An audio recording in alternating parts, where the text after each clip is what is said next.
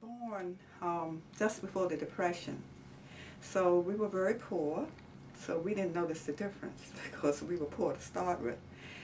And I came from a very hard working family, and my mother was the kind of person who sacrificed everything for her children.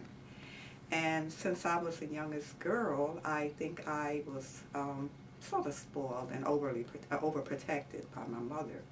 In fact, my mother walked me to school until I went to junior high school, and I was so embarrassed about it, and I finally asked her, please, not to walk me to school any longer. Came up in a community where there was a school on the corner from where I lived, but I had to walk 7 blocks to school because the schools were segregated. And of course, we lived in segregated neighborhoods. And I didn't know for a long time because I seldom ventured out of Washington. But one time I decided that I would catch a bus and ride to my mother's birthplace, which was in Virginia. And I sat in the front of the bus and I fell asleep. And the bus driver came up and woke me up and said to me, you know better than this, and told me to move to the back of the bus. And that was so painful for me, and I never got over that.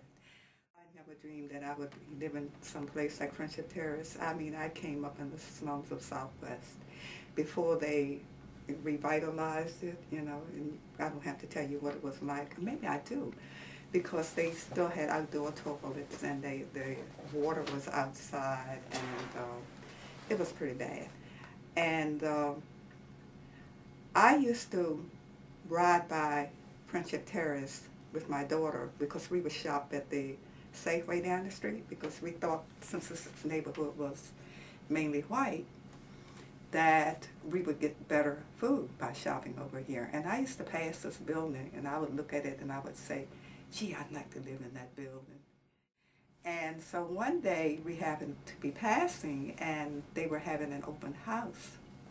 So I came in and inquired, and I was given an application to fill out. And I thought to myself, I'll never hear from them. And within a month, they called me. And within 2 months, I had moved here to Friendship Terrace. Well, it's a wonderful place because we have, it's like a family.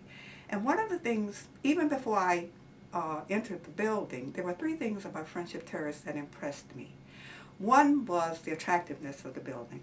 2 was that it was called Friendship Terrace Retirement Community and not home. I don't like the word home. And the third thing was the neighborhood, because there's everything in this neighborhood that I need to supply my basics, and I can walk to all of them. And then there's also the metro and the bus service. So, I looked at several other places, but I was more impressed with this one and location, it was mainly because of the location. Then when I moved into the building, I was so impressed with the residents. We have such interesting people who live here. We have people from so many important backgrounds and careers, and it's just wonderful to sit down and at dinner and just listen to some of their stories. And they've traveled and they've done so many things that I never was privileged to do. And so I feel that Friendship Terrace has actually contributed to my growth. And since I've been living here, I feel that my confidence level is higher. I understand the difference in people, and because this is a very diverse community. And I just love living here because before I moved here, I was living in an apartment building, and I was sitting in front of the television every night and eat my dinner. And now I can go to the dining room and have dinner with people, and and have interesting conversations, and it's just wonderful. And then I first decided to move here, they said to me, Mommy, do you think you're ready for that? And I said, I don't want to wait until I have a crisis to make this decision. And I wanted to make it while it was my decision and not theirs.